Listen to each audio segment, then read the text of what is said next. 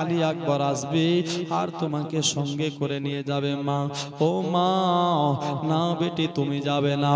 বেরাদার বন্ধুগণ, ভাই বাবারা, হযরত বেরাদার সবাই রেডি। এদিকে আবার বেরাদার মদিনা ছাড়ছে, আসমানের ফেরেশতারা চলে এসেছে। আসার পর বলেছিলেন, আকা হুসাইন, আপনি শুধু একবার আমাদের বলেন, আপনি একবার বলেন, আমরা সমস্ত ফেরেশতা আপনাদের পিছে পিছে আপনার যাব, আর যেখানে বিপদ আসবে আপনাকে আমরা আপনার শান্তি আমরা আপনার মেহেরবানি করব, আপনার তরফ থেকে আমরা ফেরেশতারা লড়াই করব। জোরে বলো। এটাই শুধু নয়, ইমাম হুসেন বলেছিল ফেরেশতারা লাগবে না, প্রয়োজন হলে আমি আপনার তখন বলবো। তবে কিছুক্ষণ পর ওরা চলে যাওয়ার পরে আবার যেন জিন্নাতেরা আসলো। জিন্নাতেরা এসে বলেছিলেন, আকা হুজুর একবার ওগো হুসেন বলেন, আমরা আপনার তরফ থেকে যুদ্ধ করব, আপনার তরফ থেকে লড়াই করব। এ মুসলমান, হুসেন বলছে প্রয়োজন নাই। কেউ তো বলেছে হুসেন লড়াইয়ের জন্য গিয়েছিল, খেলাফতের জন্য গিয়েছিল। বেরাদার না না না না, যদি হুসেন খেলাফতের জন্য যেত, বেরাদার 6 মাস বয়স আপনার আলী আসগরকে সাজাতো না, 7 বছর বা 6 বছর বয়স সকিরাকে নিত না, বেরাদার মেয়েদেরকে নিত না, শামসিরিয়ার বড় বড় যোদ্ধাদেরকে ডেকে নিয়ে আসতো। যাই হোক না কেন, ওদিক এদিক যেতে চাই না ভাই। আসুন, বলতেছিলাম কি, বেরাদার সবাই রেডি, এক এক করে সবাই আপনার বিদায় হয়ে যেতে চায়। কিন্তু কেমনি সময় বেরাদার ইমাম হোসেনকে সুগরা আবার বলছেন, আব্বা একটু আমার ভাই আলী আকবরকে আমার কাছে দাও না, আমি একটু আমার ভাই আলী আকবরের সাথে কথা বলতে চাই। আব্বা, আমি আমার ভাই আলী আকবরের সাথে কথা বলতে চাই, একটু সাইডে করে। মুসলমান ভাই আলী আকবরকে বলল, আলী আকবর গেল, আলী আকবরকে আপনার সাইডে করে নিয়ে ভাইকে বলছিলেন, ভাই। বেরাদার আলী আকবর বলেছিল, বোন বলো কি বলতে চাও? বলেছেন, ভাই একবার বলো নারী, আমি আপনার কেমন করে মদিনায় একাই থাকবো, একবার বলো। এ ভাই, আমি যে একাই থাকতে পারি না ভাই রে, আমি জানি তোমাকে আমার আব্বা খুব ভালোবাসে রে, তোমার সাথে খুব মোহব্বত করে রে, তোমার চেহারা দেখতে আপনার রাসূলুল্লাহর চেহারার মতন রে, তাই তোমার সঙ্গে আমার আব্বা খুব ভালোবাসা রাখেছে। ওরে ভাই, তুমি একটু আমার ব্যাপারে গিয়ে বলো না।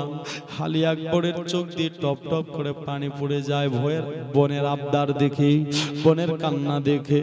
বলেছেন, বোন তুমি তো জানো আমার আব্বা একবার যদি কথা বলে দেয় আর আপনার কথাটাকে বদলায় না। মুসলমান ভাই, ও বোন তুমি যেহেতু বলতেছো, ঠিক আছে আমি চেষ্টা করে দেখছি। বেরাদার বোনকে নিয়ে গেল আপনার ইমাম হুসাইনের কাছে। যাওয়ার পর বলেছিলেন, আব্বা আব্বা যদি বেয়াদবি হয়ে যায় আব্বা মাফ করে দিবেন, আব্বা যদি আমার বেয়াদবি হয় ক্ষমা করে দিবেন, আব্বা বলো বেটা কি বলতে চাও? বলে, বেটা বলো কি বলতে চাও? হুসাইন বলেছিলেন, আব্বা আপনার বোন জাইনাব সঙ্গে যাবে, আমার বোন সুগরা কেন যাবে না? হো আব্বা, তোমার সবাই তোমার সাথে, আমার বোন সুগরা কেন আমার সাথে যাবে না? আব্বা একবার বলো না। এ মুসলমান ভাই, হযরত ইমাম হুসাইন আপনার বলেছিলেন, ওরে বেটা আলী আকবর, আমার বোন জাইনাব আর তোমার বোন সুগরা, আসমান আর জমিনের পার্থক্য আছে রে বেটা। কেমন পার্থক্য? বলে, আমার বোন আপনার দুধ পান করেছে ফাতেমার, আর তোমার বোন দুধ পান করেছে উম্মুল হকের, আর আমার বোন আমার বোন কারবালার ময়দানে নিজের ভাইয়ের আপনার লাশ আপনার নিজার উপরে আপনার উঠবে, আপনার আমার বোন সহ্য করবে, সবর করবে। নিজের বেটা আনার মোহাম্মদ ছটফট করবে, সহ্য করবে। কাসিম ছটফট করবে, সহ্য করবে। তোমার বোন সহ্য করতে পারবে না, তোমার বোন পারবে না। ওরে বেটা, তোমার বোনের আব্বা হলো হুসাইন, আর আমার বোনের আব্বা হলো হযরতে আলী শেরে খোদা। দোস্ত বন্ধুগণ ভাই, এভাবে আপনার বুঝাই আপনার আলী আকবর আর আপনার বেরাদার হুসাইনের কথা হচ্ছে। হাজারাক সহ্য করতে না পারে সুগড়া দৌড়ে গিয়ে ঘোড়াতে বসে গেছে। মুসলমান আপনার যখন ঘোড়াতে গিয়ে বসে গেছে, এদিকে আপনার বেরাদার আব্বাস দেখতেছে, ও চাগো হুসাইন গো আকা, দেখেন দেখেন আপনার বেটি ঘোড়ার উপর সাওয়ার হয়ে গেছে, ঘোড়ার উপর বসে গেছে। বেরাদার কথাবার্তা বন্ধ করে দিয়ে বলেছিলেন, ও আব্বাস যাও যাও যাও, তুমি আমার বেটি সুগড়াকে ঘোড়া থেকে নামিয়ে দাও, ঘোড়া থেকে নামিয়ে দাও।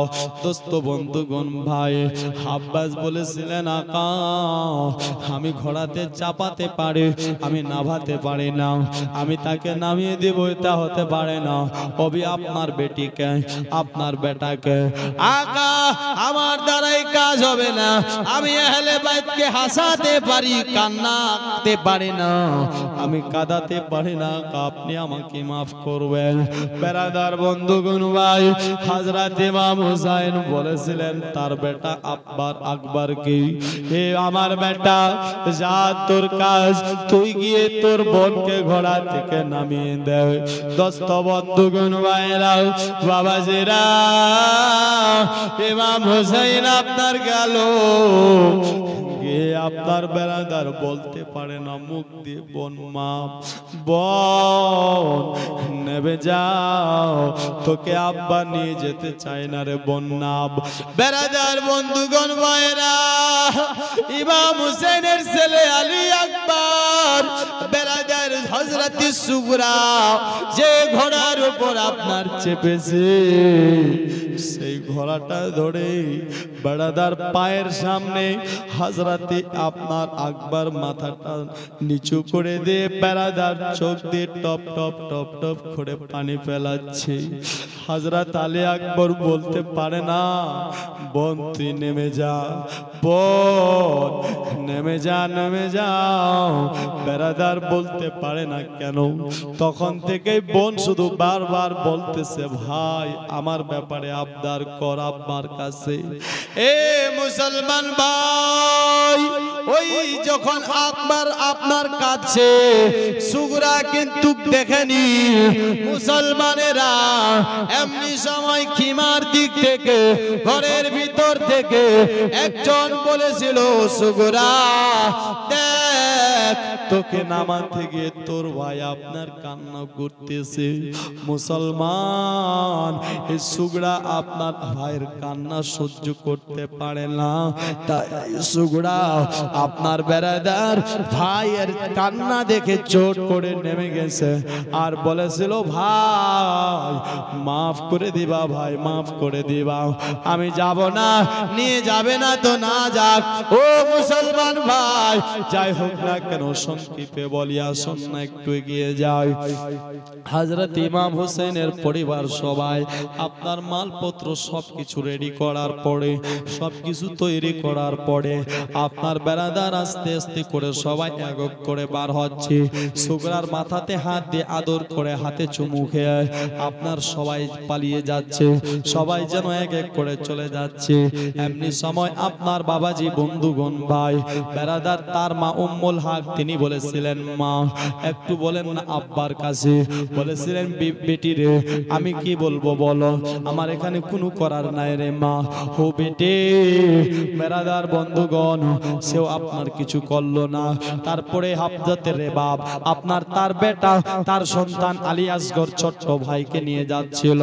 আপনার বেরাদার সুগরা বলেছিলেন, ওগো মা একটু আমাকে দাও না, একটু আমার ভাইকে দাও না, আমি একটু আদর করে নি, আমি একটু যত্ন করে নি, একটু আমার ভাইকে শেষবারের মতন দেখে নি। দোস্ত বন্ধুগণ, ভাই কথাটা শুনতে নাই। হে বেরাদার রে বাপ, আপনার আলী আসগরকে দিল হযরত মা সুগরা, আপনার আলী আসগরকে আপনার নিতে নয়। বেরাদার সঙ্গে সঙ্গে যেন আপনার আলী আসগর চলে গেল, আর আপনার বোনের আপনার গলাটাকে এমন ভাবে চাপকিয়ে ধরেছে। বেরাদার রে বাপ, আপনার বলছে বেটা আলী আসগর আয়, আপনার আলী আসগর যেন আসে না, বলছে বেটা আলী আসগর আয়, আসে না, বারবার বলে আসে না। বেরাদার এদিক থেকে হোসেন বলতেছে, ও বিবি রে বাপ, ব্যাপার কি, দেরি কেন করছো, লেট কেন করছো, তাড়াতাড়ি করো না। মুসলমান ভাই, আপনার কথাটা শুনতে নাই। আপনার বলেছিলেন স্বামী গো, আমার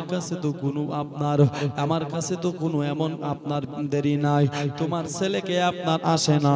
বেরাদার বন্ধুগণ ভাইরা, হুসাইন বলেছিল বেটি সুগরা রে, তোমার ভাইকে একটু দিয়ে দে না মা।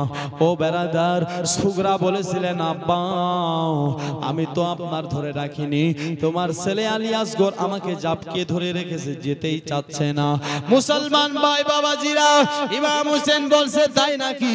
হ্যাঁ, বলছে তাহলে ঠিক আছে, আমার কাছে নিয়ে আসো, আমি একটা শুধু কানের মধ্যে কথা বলবো। আপনার আলী আসগরকে 6 মাসের বাচ্চা, 5 মাসের বাচ্চা কি, আর তারপর যদি ও আসে তো আসবে, না আসলে না আসবে।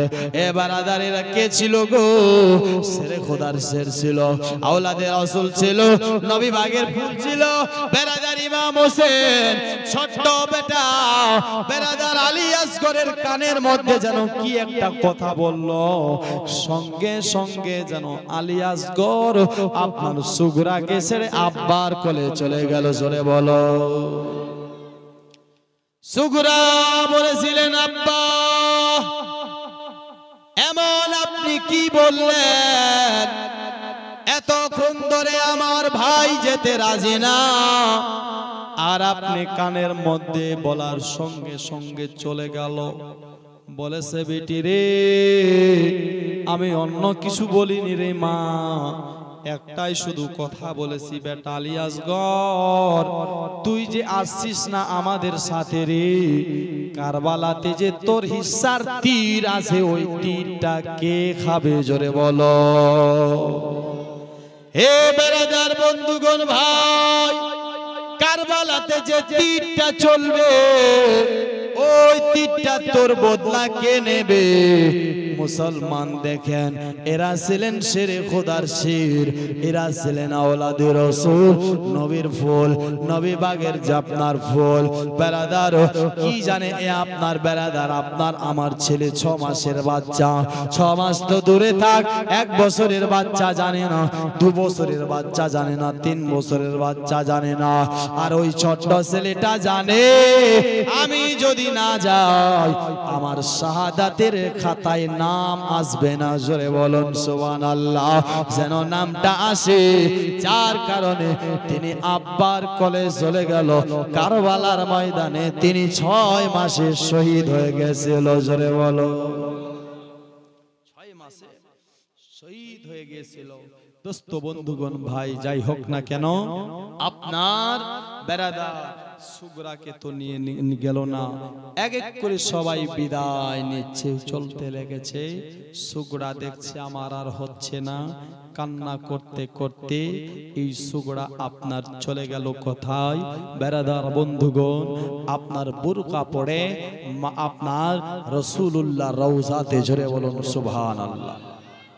কোথায় গেছে? রাসূলুল্লাহ রওজাতে চলে গেছে, আর আপনার গিয়ে ভিতর থেকে দরজাটা লক করে দিয়ে আপনার এ মা সুগরা নবীর রওজা ধরে কান্না করতেছে, কেঁদে চলে যাচ্ছে। বেরাদার বন্ধুগণ ভাই, ইমাম হোসেন সুগরাকে কার হাতে তুলে দিবে? বর্তমান কাকে আপনার দিয়েছো যাবে? মুসলমান ওই সময় আপনার হোসেনের একটা নানি ছিল, যার নাম ছিল উম্মে সালমা। জোরে বলুন সুবহানাল্লাহ। যাকে আমার রাসূল পাক ইমাম হুসাইনের 6 বছর বয়সে কারবালার মাটি দিয়েছিল। জোরে আরো বলুন সুবহানাল্লাহ।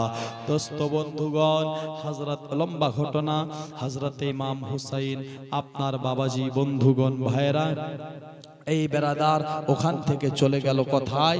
হযরতে উম্মে আইমানের কাছে। ওনাকে কিছু নসিহতান কথা বলল, ওগো নানি জান, আপনি আমার বেটিকে আমি রেখে যাচ্ছি, আমার বেটিকে দেখবেন, আমি মদিনা ছেড়ে দিচ্ছি ইয়াজিদের কারণে, ইয়াজিদ না হলে লাফড়া ঝগড়া ঝাঁটি করতে পারে, এই কারণে আমি ছেড়ে চলে যাচ্ছি।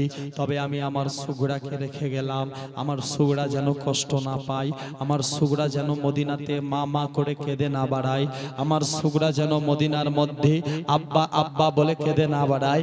ও নানি, এমন তুমি তাকে ভালোবাসা দিবে যেন বাবার ভালোবাসা আর থেকেও বেশি ভালোবাসা পায়।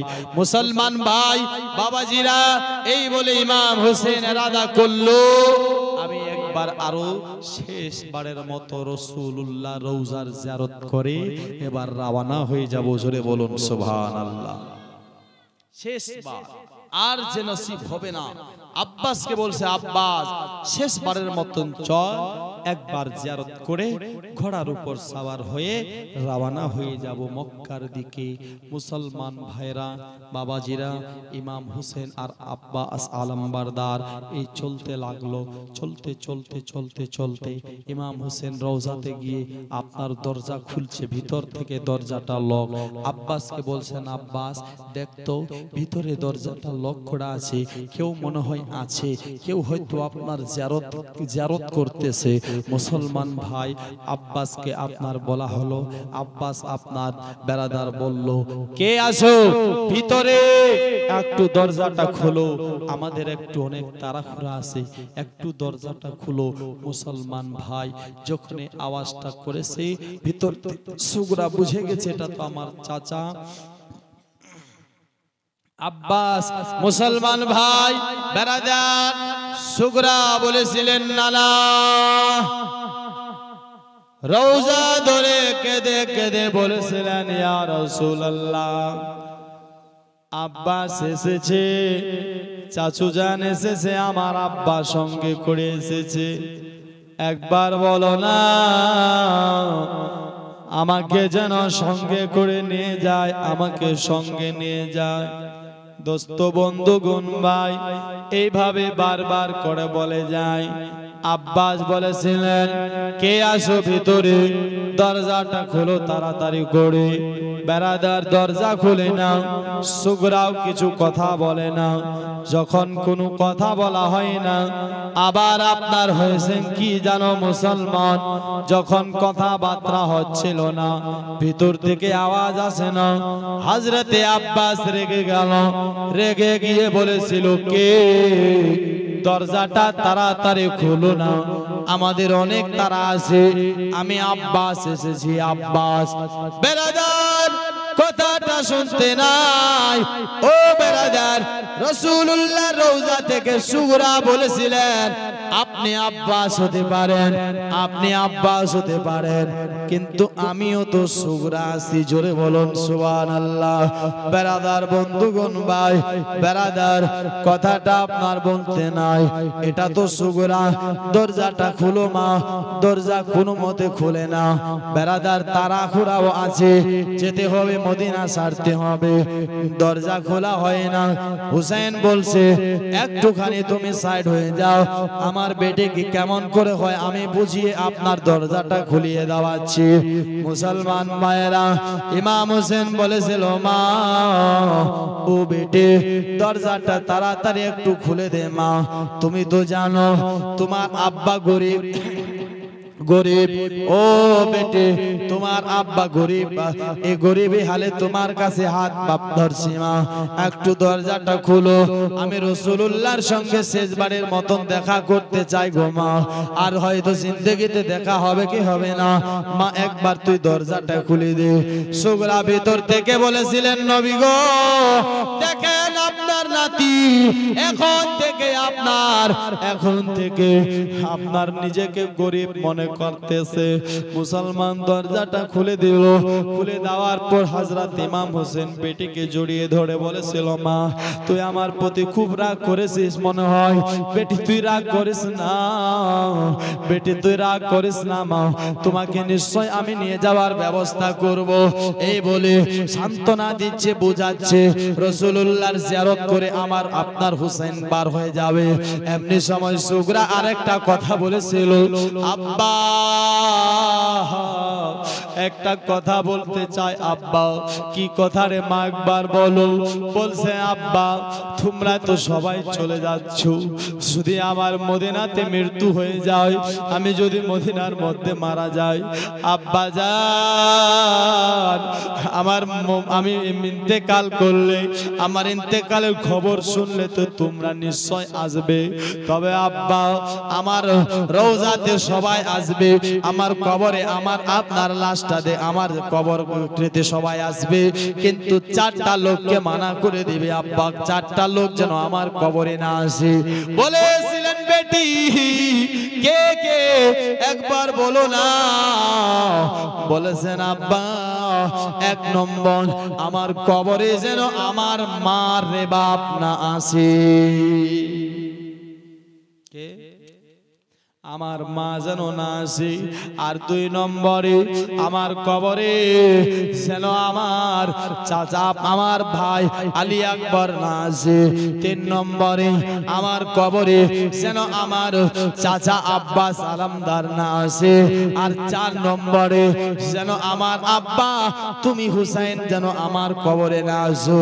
বেরাদার বন্ধুগণ ভাই, ইমাম হোসেন কথাটা শুনতে নাই, আপনার চোখ দিয়ে ঠপ ঠপ করে পানি পড়ছে। আর বলেছিলেন, মা এ বেটে রে, তোমার কবরে কেউ আসুক বা না আসুক, মনে হয় আমি হুসাইন আসতে পারবো না। বেরাদার বন্ধুগণ ভাইরা, যখন এই কথাটা বলেছে, হযরত মা সুগরা যেন আরো ভেঙে পড়ে যাচ্ছে। আর বলেছিল, আল্লাহ দেখেন না আমার আব্বা কি কথা বলছেন। আব্বা আব্বা তুমি আমাকে এখন এই কি এতিম বানিয়ে দিতে চাচ্ছ নাকি আব্বা? মুসলমান ভাই, এই বলে কোন মতে সান্ত্বনা দিয়ে ইমাম হোসেন যেন বেরাদার সংক্ষেপে এক কথায় মক্কা মদিনা ছেড়ে আপনার বেরাদার 82 জনা সকলে যেন রওনা হয়ে গেল মক্কার দিকে। দুরূদ পড়ো আল্লাহুম্মা সাল্লি আলা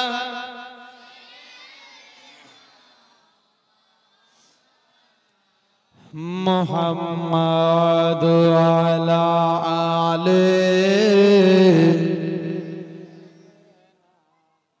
মাওলানা মুহাম্মাদ হাবিবানা শাফিয়ানা সাইয়্যিদিনা মাওলানা মুহাম্মাদ ওয়ালা আলে সাইয়্যিদিনা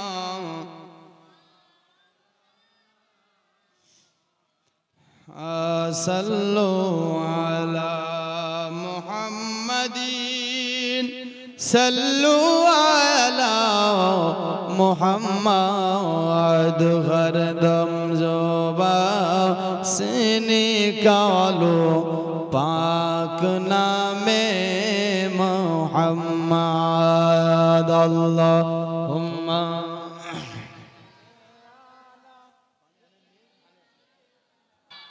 আরেকবার হাত তুলে বলুন, ইয়া রাসূলুল্লাহ। জেগে আছে? মাশাআল্লাহ। শুনছেন নাকি বেরাদার বন্ধুগণ? যাই হোক, যেহেতু শুনছেন, বুঝলেন কি না, শোনার পরিচয়টা এখানেও আছে। একটা লোক এরকম পারবেন একটা 1100 টাকা দিতে, চান্দা করিনি, দেখতে চাই। কালকে যেরকম দিয়ে একটা দেখেছি, হ্যাঁ, আজকে একটা লোককে দেখতে চাই 1100 টাকা দেনেওয়ালা, এমন কিছু কেউ আছে যে আমি একটা 1100 টাকা দিয়ে চাই ইমাম হোসেনের ভালোবাসা দেখাতে, যে আমি ইমাম হোসেনকে আমি জানের থেকেও বেশি ভালোবাসি, যে হুসাইন আমার আপনার জন্য দ্বীনের খাতিরে কারবালা ছেড়ে মদিনা ছেড়ে কারবালায় চলে এসেছিল, 72 জানেসারকে বেরাদার আপনার আমার জন্য দ্বীনটাকে বাঁচার জন্য কাটিয়ে দিয়েছিল। আপনাকে আমি সন্তান চাইনি, বেটা চাইনি, মুসলমানে হুসাইনের মোহাব্বতে 1100 টাকা চেয়েছে। নাই কেউ ভাই, একটা লোক যে আমি 1100 টাকা দিয়ে আমি আপনার দেখাতে চাই যে হুসাইনের আশিক আমি আছি। দেখেন ও মুসলমান ভাই, দুনিয়াতে অনেক টাকা অনেক পয়সা আপনি আমি খরচ করে দিই, বেরাদার ডাক্তার বাড়িতে যাই, আপনার 1000 টাকা 1100 টাকা ভিজিটে চলে যায়, বেরাদার আপনার বেরাদার শপিং করতে যায়, আপনার বেরাদার 5000 10,000 শপিং করে নিয়ে আসে। ভাই পারবে না হুসাইনের মোহাব্বতে একটা লোক একটা 1100 টাকা দিতে। তারপর আবার ইমাম হোসেন মদিনা মক্কা পৌঁছেল। তারপর কি হলো বেরাদার, ইনশাআল্লাহ আপনাকে জীবনে শোনাবো, কোন জায়গায় কাটবো না, কোন জায়গায় ছাড়বো না। বেরাদার বন্ধুগণ, বেরাদার একটা লোককে আমি শুরু দেখতে চাচ্ছি, নাই একটা লোক 1100 টাকা দেনেওয়ালা, বেরাদার মির্জাপুর নাকি মির্জাপুরের লোক ভাই, একজনকে দেখতে চাচ্ছি, পারবেন না একটা 1100 টাকা দিতে? আপনার ভাই এই দান আপনার বিফলে যাবে না, নিশ্চয় একদিন আপনার কাজে লাগবে, কামে আসবে।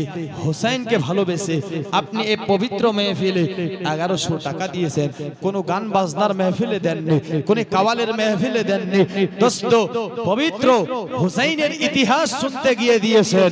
ভাই নাই 1100 তো টাকাই চেয়েছি মুসলমান ভাই, আর আমি কিন্তু বেরাদার বেশি চাই না। কেন বিরক্ত আমার ওটা আপনার কেউ বিরক্ত আমি করতে চাই না। দেখেন সুবহানাল্লাহ, কি না বেনামি, নারে তাকবীর, নারে রিসালাত। বেনামি ভাই আমার একজন 1100 টাকা দিয়েছে। আল্লাহ ওনার দানকে কবুল করো, মনের আশা পূর্ণ করো, জিন্দেগির বালা মুসিবতকে দূর করো। মুসলমান ভাই, মুসাফির হিসাবে আমি আপনার জন্য শেষ দোয়া করে যাব।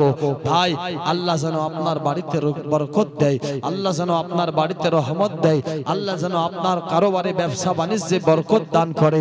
নাই একটা লোক আর এর একটা সঙ্গী, এর একটা সাথী, এর একটা জোড়া আমি দেখতে চাই। নাই ভাই হোসেন আপনার কেমন করে আপনার মক্কা আপনার পৌঁছিল, ইনশাআল্লাহ তাআলা আমি বলবো আপনার তো ঘটনাটা আপনাকে শোনাবো। মুসলমান একটা লোককে আর দেখতে চাই, আপনার ভাই যদি কেউ আসেন চট করে চলে আসেন। আমি আরো দুটো ছন্দ আপনাকে শোনাচ্ছি, কবি বলছে, আশা করছি ছন্দ শুনতে শুনতে নিশ্চয়ই কেউ নবীর আশিক আপনার ছুটে আসবে। বেরাদার একটু চট করে চলে আসেন। কবি বলতেছে, দেখো বারে ওয়ালা নাই রে বাড়ি, নাই রে দুনিয়াতে, বারে ওয়ালা নাই রে বাড়ি, নাই রে দুনিয়াতে। জোরে বলুন, বারে ওয়ালা নাই রে বাড়ি, নাই রে দুনিয়াতে। আর চোখের পলকে তুমি হতে পারো লাশ, চোখের পলকে তুমি হতে পারো লাশ। চিরতর বন্ধ হবে তোমার নিঃশ্বাস, আর হবে আলম তোমারি নাম, হবে আলম তোমারি নাম মসজিদের মাইকে। বারে ওয়ালা নাই রে বাড়ি, নাই রে দুনিয়াতে, বারে ওয়ালা নাই রে বাড়ি, নাই রে দুনিয়াতে। নাই একটা দেবেন না? সুবহানাল্লাহ। ছন্দ পড়ছে, কবি বলছে, বাড়ি গাড়ি মিল ফ্যাক্টরি টাকার পাহাড়, আর বিলাসে তাই কেটেছে জীবন কত অহংকার। সরে বলো, আর বাড়ি গাড়ি মিল ফ্যাক্টরি টাকার পাহাড়, আর বিলাসে তাই কেটেছে জীবন কত অহংকার। আর দামি কাপড় সেরে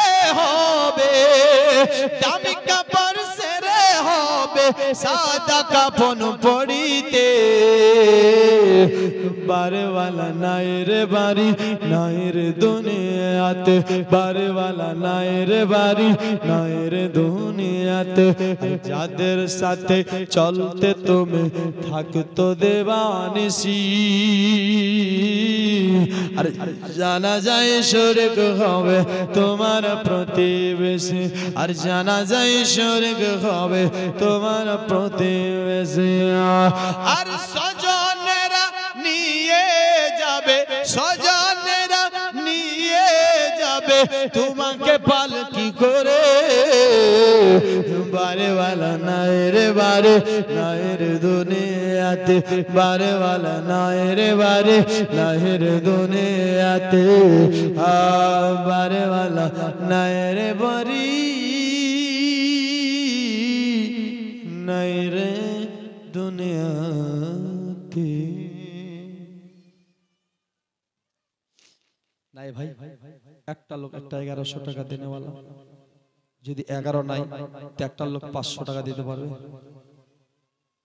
500 টাকাও দিতে পারবেন না হ্যাঁ না আনেননি আনা হয়নি নাকি সুবহানাল্লাহ বেরাদার বন্ধুগণ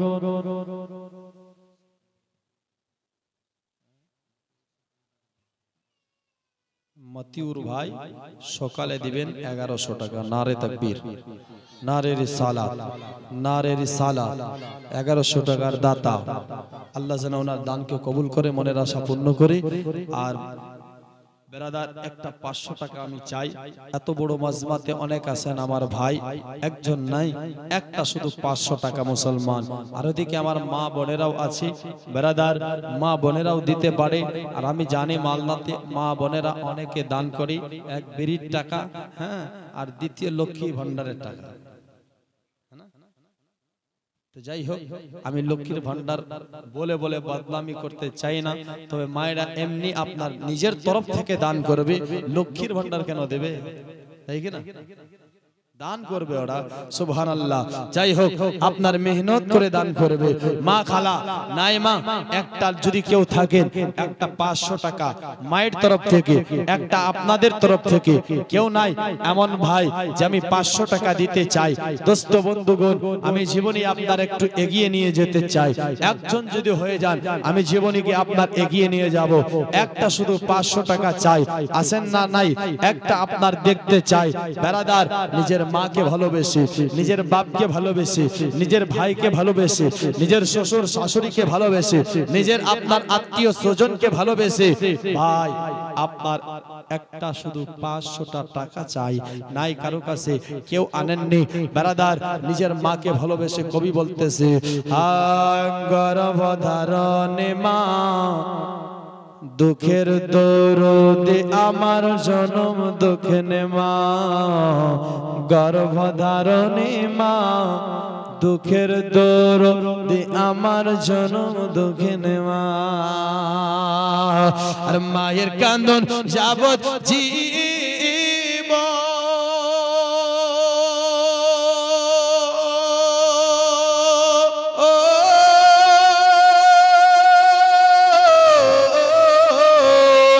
अरे दू चार मासे पनेर कांदन रे আর ঘরে পরি বাইরের কান্দন কয়েক দিন ভোর থাকে না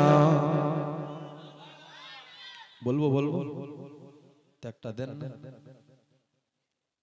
না একটা শুনতে চাইলে দিতেন না 500 টাকাই তো চেয়েছি আপনার ঘর চাইনি বাড়ি চাইনি বিল্ডিং চাইনি দালান চাইনি আপনার এমন কিছু চাইনি একটা 500 টাকা চেয়েছি ভাই না একটা বেরাদার দেখতে চাই ছন্দটা পড়ছি আশা করছি যদি কেউ দেয় তাহলে আমি গজলটা পড়বো পড়া আর যদি না দেয় তো ওখান থেকেই ছেড়ে দেব কবি বলছে 10 মাস 10 দিন ধরে গর্ভেতে সাতায় রক্ত মাংস খেয়ে মায়ের মায়ের ভবে এলাম ভাই 10 মাস 10 দিন ধরে গর্ভেতে সাতাই রক্ত মাংস খেয়ে মায়ের ভবে এলাম ভাই ভূমিষ্ঠ হইয়া আমি উঠিলাম কান্দিয়া শান্তি করাইলো আমায় বুকের দুধ দিয়া আর মায়ের প্রসাবের কালে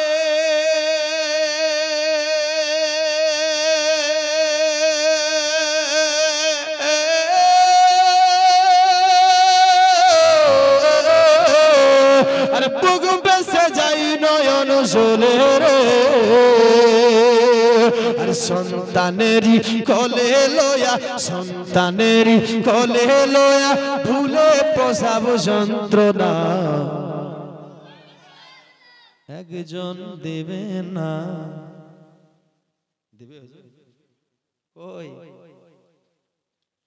সুবহানাল্লাহ এরা দেবে না যাই হোক আমি বক্তব্য এগিয়ে তো আপনার যাই এরা শুনতে না চায় মুসলমান ভাই হযরতে ইমাম হুসাইন আপনার কাফলা নিয়ে রওনা মদিনা থেকে হয়ে যায় ইমাম হোসেন চলতে লাগলো বেরাদার চলতে চলতে চলতে যখন মক্কাতে পৌঁছে গেল মক্কা পৌঁছে যাওয়ার পরে বেরাদার আমার রাসূলুল্লাহ যে ঘরেতে ছিলেন আপনার মা খাদিজা ঘরে থাকতেন ও বেলাদার ইমাম হোসেন সে জায়গা থেকে ঠিকানা বানালেন ইমাম হোসেন সেখানে গিয়ে আড্ডা বানালেন দোস্ত বন্ধুগণ ভাইরা ওখানে যেতে নয় নবীর অনেক সাহাবাগণের আসিল নবীর অনেকে আপনার আশিকের আসিল নবীর অনেকে প্রেমিকের আসিল বেলাদার ইমাম হোসেনের কাছে এক এক করে সবাই আসতে লাগলো ও বেলাদার ইমাম হোসেনের কাছে আসে আর বলে হুজুর আপনি সোনার মদিনা ছেড়ে মক্কা চলে এসেছেন কারণটা কি উদ্দেশ্যটা কি খাস করে দেখেন সুবহানাল্লাহ আমার দাদা দেখেন একটা দিয়েছেন 500 টাকা অনেকক্ষণ ভাবে চিন্তা করে ও তবে ও বলে যায়নি গজলটা শুনবো যদি কেউ শুনতে চান আরেকটা আপনার দিয়ে যান 2 নম্বরে ভাই আপনার বেরাদার 500 টাকা তারপর আমি গজলটা আপনার পড়ব আপনার ততক্ষণ বক্তব্য শুনো আপনার বেরাদার ইমাম হুসাইন আপনার বাবাজি ওখানে পৌঁছাতে নাই বিখ্যাত একজন সাহাবী যার নাম হলো জাবির জাবিরের বেটা যার নাম হলো আব্দুল্লাহ বেরাদার হুসাইনের কাছে গিয়েছে যাওয়ার পর বলে হুজুর আপনার আসার কারণ কি উদ্দেশ্য কি বলে উদ্দেশ্য হলো এটা ওরে যাবি ওরে ওরে আব্দুল্লাহ তুমি তো জানো বর্তমানে খেলাফতের দায়িত্ব আপনার পেয়েছে ইয়াজিদ ইয়াজিদ বর্তমান খলিফা হয়েছে আমার কাছ থেকে জবরদস্ত বায়াত চাচ্ছে এই জন্য আমি মদিনা ছেড়ে চলে এসেছি এই জায়গাতে মক্কাতে মক্কা হলো আপনার আমানের জায়গা খোদার ঘর আমানের জায়গা আলী আলী দিয়েছেন 500 টাকা আল্লাহ ওনার দানকে কবুল করো মনের আশা পূর্ণ করো জিন্দেগীর বালা মুসিবতকে দূর করো আল্লাহ সুবহানাল্লাহ বেরাদার বন্ধুগণ ভাই আসুন এগিয়ে যাই ইমাম হুসাইন আপনার ওই জায়গাতে পৌঁছাতে না আব্দুল্লাহ ইবনে জাবির বলছে আপনি কেন এসেছেন উদ্দেশ্য হলো এটা মদিনাতে যদি থাকি তো লড়াই হতে পারে ঝগড়া হতে পারে আর এটা হলো আমানের জায়গা আমানের ঘর এই ঘরে মক্কাতে দুশমন এসেও ও ঝগড়া করে না এত তাড়াতাড়ি করে যার কারণে এসেছি আমি মক্কাতে দোস্ত বন্ধুগণ ভাই বাবাজিরা হযরতে আব্দুল্লাহ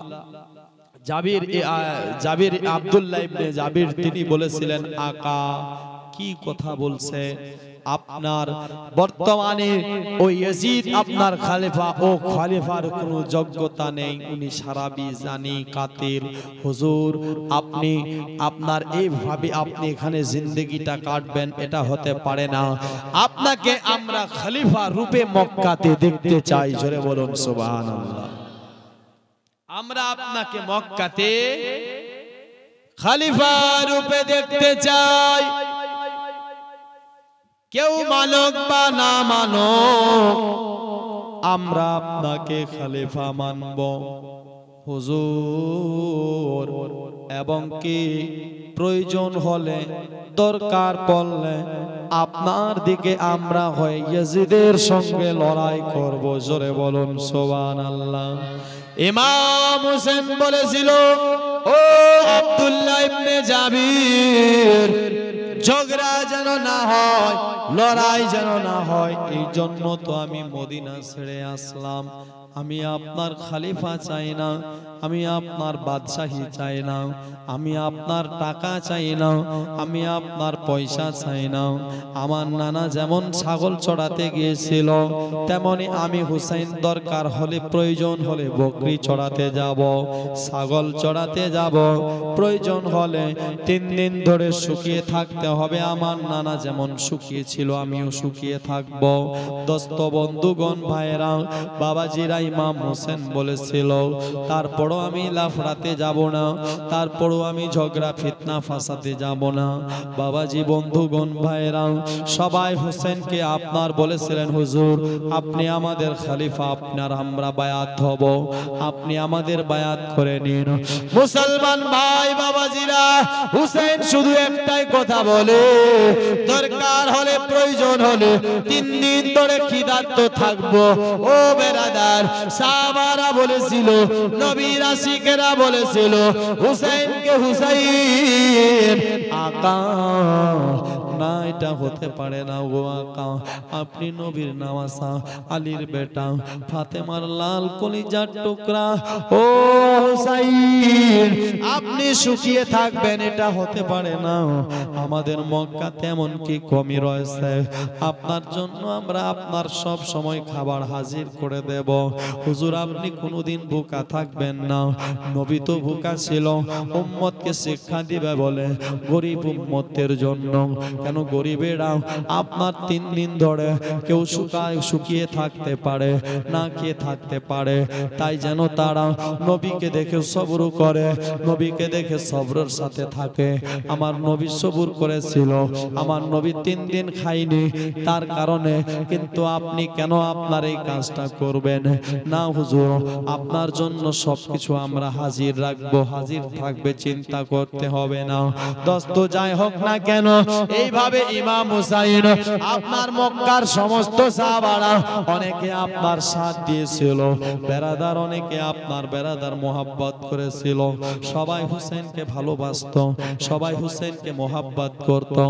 ও বাবারা, কিন্তু এই মক্কাতে থাকতে থাকতে ওখানে টোটালে 4 মাস ছিল ভাই। তবে যাই হোক না কেন, এইভাবে যখন থাকতে লাগলো, বেরাদার কুফার মানুষ খবর পেয়ে গেল যে আপনার মক্কাতে ইমাম হোসেন চলে এসেছে।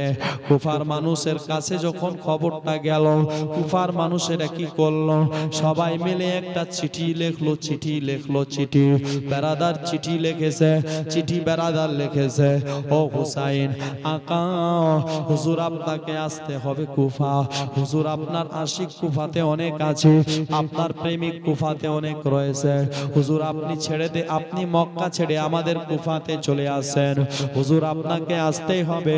আমরা ইয়াজিদকে খলিফা মানি না, ইয়াজিদ আপনার সারাবি, ইয়াজিদ আপনার জানি, ইয়াজিদ আপনার কাতিল, হুজুর ইয়াজিদকে আমরা কোনোদিন খলিফা মানিনি, কোনোদিন মানব না, আকা আপনাকে আসতে হবে। ইমাম হোসেন বলে আপনার বেরাদার চিঠি পড়ে আপনার সাহাবাদের কাছ থেকে পরামর্শ নিচ্ছে, নবীর সাহাবার কাছ থেকে। সবাই বলছেন হুসাইন না, আপনি কুফা যাবেন না, কুফার মানুষ ভালো না, কুফার মানুষ আপনার আব্বাকে ধোঁকা দিয়েছে, কুফার মানুষ আপনার আব্বাকে শহীদ করেছে, কুফার মানুষ আপনার আব্বাকে আপনার কতল করেছে। না হুসাইন যাবেন না। মুসলমান ভাইরা বাবারা বারবার করে চিঠি আসতে লাগলো কুফা থেকে। তবে একটা দুটা নয়, কেউ লিখেছে 120টা, কেউ লিখেছেন 130 খানা, কেউ লিখেছেন 140 খানা, আর কেউ লিখেছেন 150 খানা চিঠি। তবে এক একটা চিঠিতে বেরাদার 70 জন মানুষের সিগনেচার ছিল। কয়টা করে মানুষের? এক একটা চিঠিতে কুফার যারা আপনার যোগ্য বিজ্ঞ আলিম উলামা তাদের আপনার সিগনেচার বেরাদার বন্ধুগণ ভাইরা ইমাম হোসেনকে বারবার চিঠি লিখতেছে আর বলতেছে হুসাইন আপনি কুফাতে চলে আসেন। কুফার মানুষ আপনার পাগল, কুফার মানুষ আপনার দিওয়ানা, কুফার মানুষ আপনার মাস্তানা, কুফার মানুষ আপনার প্রেমিক। হুজুর আপনাকে আসতে হবে, হুজুর আপনাকে আসতে হবে। হুসাইন তারপরও কিছু বলে না, হুসাইন আপনার তারপরও যায় না। কিন্তু শেষ আপনার যখন একটা চিঠি এসেছিল, চিঠিটা এমন ভাবে লিখেছিল তারা হুসেনকে যাওয়ার জন্য বাধ্য করে দিল। মুসলমান ভাইরা হুসাইন আপনার বেরাদার চিঠি পড়েছেন, চিঠিতে তারা লিখেছিল আকা হুসাইন আপনি নবীর নওয়াসাও, আপনি ইমাম হুসাইন আলীর বেটা, আপনি হলেন শেরে খোদার শের, আপনি হলেন আওলাদে রসুল নওয়াসাই রসুল। তবে আমরা জানি আপনি যেই ধর্মে আছেন, যে আমরা সকলে জানি আপনি মক্কাতে পৌঁছে গেছেন এবং আকা আমরা ইয়াজিদকে খলিফা মানি না, ইয়াজিদকে আপনার কোনোদিন মানব না। তবে আপনাকে আমরা আসতে বলছি কুফার ভিতরে, আপনি কুফার মধ্যে আসবেন আকা। তারপরও যদি আপনি না আসেন আর আপনি না আসার কারণে যদি আমি কুফার মধ্যে আমরা ঈমান হারা হয়ে যাই, কুফার মানুষ যদি আমাদেরকে আপনার কুফার মানুষ যদি আমরা ঈমান হারা হয়ে যায়, ইয়াজিদের কাছে যদি বায়াত হয়ে যায়, ইয়াজিদ যদি আমাদের কাছ থেকে জবরদস্ত বায়াত নিয়ে নেয়, তাহলে কিন্তু শুনো একদিন আমরা যখন হাসরের ময়দানে আমাদের দাঁড় করবে, ওই দিন আল্লাহ তো প্রশ্ন করবে ইয়াজিদের হাতে তোমরা কেন বায়াত গ্রহণ করেছিলে একবার বলো। ওগো আকা হুসাইন আমরা কিন্তু সেই দিন তোমার ব্যাপারে শিকায়াত করব। আল্লাহ আমরা ইয়াজিদের হাতে বায়াত হতে চাইনি, আমরা তো হুসাইনের হাতে বায়াত হতে চেয়েছিলাম। হুসাইনকে বারবার আমরা চিঠি পাঠিয়েছিলাম, তারপরও হুসাইন আসেনি, যার কারণে আমরা বাধ্য হয়ে ইয়াজিদের হাতে বায়াত হয়ে গেছিলাম। আমরা ইয়াজিদের হাতে বাধ্য হয়ে মজবুর হয়ে পরেশান হয়ে কি হয়েছিল বায়াত হয়ে গেছিলাম। তাকে আমরা খলিফা মেনে নিয়েছিলাম, তার আপনার তরিকতে আমরা চলছিলাম, যেটা বলছিল সেটা করছিলাম। নচেত আপনি আসেন আপনার কুফার মানুষ সবাই আসে, কুফার সবাই প্রেমিক, সবাই তোমার দিওয়ানা মাস্তানা, সবাই তোমাকে চায়, সবাই তোমাকে ভালোবাসে, সবাই শুধু হুসাইনের স্লোগান দেয়। সে তো হোক তাড়াতাড়ি করে তুমি আসো। বেরাদার বন্ধুগণ চিঠি পেতে নাই, ইমাম হুসাইন আর কোনো মতে মানতে রাজি নাই। আমি এত বড় ইলজাম নিতে পারবো না, আমার ব্যাপারে তারা এই শিকায়াত করবে না, প্রয়োজন হলে আমি হুসাইনের জান যাবে প্রাণ যাবে, কেউ আমার ব্যাপারে শিকায়াত করবে এটা আমি সহ্য করতে পারি না, আমি যাব। দোস্ত বন্ধুগণ ভাই সাহাবাগণেরা সবাই চিন্তা করে আর বুঝায় হুসাইনের আশিকেরা বলে ওগো আকা কুফার মানুষ ভালো না, আপনি যাবেন না, আপনি এক কাজ করেন, আপনার তরফ থেকে একজনকে পাঠান। জোরে বলুন সুবহানাল্লাহ। কি করে আকা হুজুর আপনি আপনার তরফ থেকে কাউকে পাঠান। বেরাদার বন্ধুগণ ভাই আমার তরফ থেকে কে যাবে, আমার তরফ থেকে কে যাবে? একটা মিটিং করা হলো, সিদ্ধান্ত করা হলো। বেড়াদার কোন কিতাবে আছে বেড়াদার কাগজে সবার নাম লিখেছিল, যার নামটা উঠবে সে আপনার যাবে। তবে নামটা উঠেছিল যার নাম মুসলিম বিন আকিল ছিল। জোরে বলুন সুবহানাল্লাহ। আর এক কিতাবে এমনই সিদ্ধান্ত হয়েছিল, কে আমার তরফ থেকে যাব বলো, কে যাবেন একবার বলো। বেরাদার সর্বপ্রথমে ও মুসলিম বিন আকিল দাঁড়িয়ে বলেছিল, ওগো আকা, আপনার তরফ থেকে আমি মুসলিম বিন আকিল যাব। জোরে বলো, আপনার তরফ থেকে আমি মুসলিম বিন আকিল যাব। দোস্ত বন্ধুগণ ভাইরা বাবারা, আপনার কথাটা শুনতে নাই, ঠিক আছে, তবে তুমি যেহেতু যাবে তো এবার যাও। আমি হুসাইনের নামে আগে বায়াত নেবে, আমি তোমার ইন্তজার করব যে তোমার চিঠি কখন আসবে। যদি তোমার চিঠিটা ভালো আসবে তাহলে আমি যাব, আর যদি ভালো না আসে তাহলে আমি যাব না। যদি তুমি ভালো চিঠি লিখবা আমি সব পরিবার আপনার নিয়ে রওনা হয়ে যাব। দোস্ত বন্ধুগণেরা, এ বাবাজিরা, এ বেরাদার, মুসলিম বিন আকিল বলেছিলেন, হুজুর আকা, আপনি আমাকে একটু সুযোগ দেন, আমাকে একটু টাইম দেন, আমি ফজরের নামাজটা আপনার পিছনে পড়তে চাই। জোরে বলুন সুবহানাল্লাহ। কেন আমার নসিব হতেও পারে না হতেও পারে, কুফার মানুষের ব্যবহার কেমন হবে আল্লাহ বেতার জানে। আকা, তাই আমার মনে স্বপ্ন বাসনা আপনার পিছনে দুরাকাত ফজরের আপনার নামাজ পড়তে চাই। দোস্ত বন্ধুগণ ভাই, ঠিক আছে ভাই। বেরাদার চাচাতো ভাই লাগতেন, চাচাতো আকিলের ভাই। যাই হোক না কেন, আপনারা জীবনী শুনে শুনে আপনার মুখস্থ হয়ে গেছে হয়তো। আমি বলতে চাই, ইমাম হুসাইন আপনার বলল ঠিক আছে, রাত্রে বেলা সামান টামান যা ছিল আপনার রেডি করে নিয়েছে। বেরাদার রেডি করার পরে এবার আপনার সকাল বেলায় ফজরের নামাজ পড়ে ঘোড়ার উপর সাবার হবে, সামান টামান সব রেডি করবে।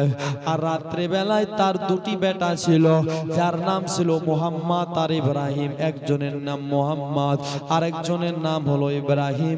এরা দু ভাই কিন্তু সারা রাত্রি ঘুমায়নি মুসলমান, সারা রাত্রি ঘুমায়নি। সারা রাত্রি বেটিং পত্রকে আপনার কি করেছে, বেরাদার পেক করেছে। মুসলমান ভাই, হযরতে মুসলিম বিন আকিল কিন্তু বলেনি যে আমি যাব। মুসলমানেরা তবে যখন ঘোড়ার উপর বসেছে, এমনি সময় ঘোড়াকে যেতে বলছে, ঘোড়ার যায় না, লাগামটা ধরে নিয়েছে বাচ্চা দুটা। বলেছিলেন, ও বেটা আর মোহাম্মদ ইব্রাহিম, ব্যাপার কি বেটা? বলে, আব্বা তুমি আমাদের ছেড়ে যাবে, আমরা কি থাকতে পারবো? একবার বলো না। আব্বা গো, আমাদের মা নাই, আমাদের বাবা নাই, আমরা কেমন করে থাকবো একবার বলো। ওগো আব্বা, আপনি একবার বলেন, আপনি যদি না হন আমরা কোনোদিন ঘুমাতে পারি না, আপনি না হলে আমরা খেতে পারি না। আব্বা জান, তাই আপনাকে আমরা বলি আমাদের সঙ্গে করে নিয়ে যান। দোস্ত বন্ধুগণ ভাই বাবাজিরা, ইমাম হোসেন আপনার মুসলিম বিন আকিল বলেছিল, হে মুহাম্মদ ইব্রাহিম রে, তোমরা আমার সাথে যাবে রে, কিন্তু বেটা আমি অনেক লম্বা সফর করে যাব, যে রাস্তার মধ্যে খাওয়া মিলবে না, দাওয়া মিলবে না, পানি মিলবে না। বেটা তোমরা যাবা না, আগে আমাকে যেতে দাও। জানি না আপনার ওখানকার মানুষের ব্যবহার কেমন হয় রে বেটা, তাই আমি বলতেছি তোমরা দু ভাই এক কাজ করো, তোমরা তোমার চাচার কাছে থাকো, আর আমি চিঠি পাঠাবো, তোমরা তোমার চাচার কাছে আপনার চলে যাবে। দোস্ত বন্ধুগণ ভাইরা, আপনার কথাটা শুনতে নাই আব্বা। না না না না আব্বা, আমরা থাকতে পারবো না আব্বা গো। আমরা আপনাকে ছাড়া ঘুমাতে পারবো না, খেতে পারবো না। আব্বা আপনি ভাবছেন আমরা পানি চাইবো, আব্বা আপনি রাস্তাতে আমরা কোনোদিন তোমার কাছ থেকে পানি চাইবো না, আব্বা কোনোদিন খাওয়া চাইবো না, কোনোদিন আপনার দাওয়া চাইবো না, যতক্ষণ পর্যন্ত কুফা পৌঁছাবো না। আব্বা আমাদের যতই কষ্ট হোক না কেন রাস্তাতে আপনাকে শিকায়াত করব না। মুসলমান ভাই বাবাজিরা, মুসলিমের দুটি ছেলে বারবার আবদার করে তয় মুসলিম বাধা দিতে থাকে। হঠাৎ করে ইমাম হোসেন এসে বলছিল কি হয়েছে বলো। বলেছেন আকা এরা দুজন যেতে চায়, কি করব বলুন না। মুসলমান ভাই ইমাম হোসেন একটাই কথা বলেছিল, মুসলিম রে তুমি তোমার দুটি বেটাকে নিয়ে যাও সঙ্গে করে। কেন আমি আমার বেটি সুগরাকে যখন মদিনা থেকে আপনার রেখে এসেছিলাম, আমার বেটিকে রেখে আসার সময় আমার কলিজা ফেটে যাচ্ছিল, এখনো আমি ঠিকভাবে ঘুমাতে পারি না, আমার বেটি মদিনাতে কি করে আমি বলতে পারি না। তাই বলছি রে তুমি আপনার কাজ করো, তোমার বেটা দুটাকে সঙ্গে করে নিয়ে যাও, নাহলে দেখবা তুমিও কুফা গিয়ে শান্তিতে থাকতে পারবে না, আর এরাও আপনার মক্কাতে কোনোদিন ঘুমাবে না, শান্তি পাবে না। তাই আপনারা আপনি সঙ্গে করে নিয়ে চলে যান। আল্লাহুম্মা সাল্লি আলা মাওলানা মুহাম্মদ ওয়া আলা আলিহি মাওলানা মুহাম্মদ।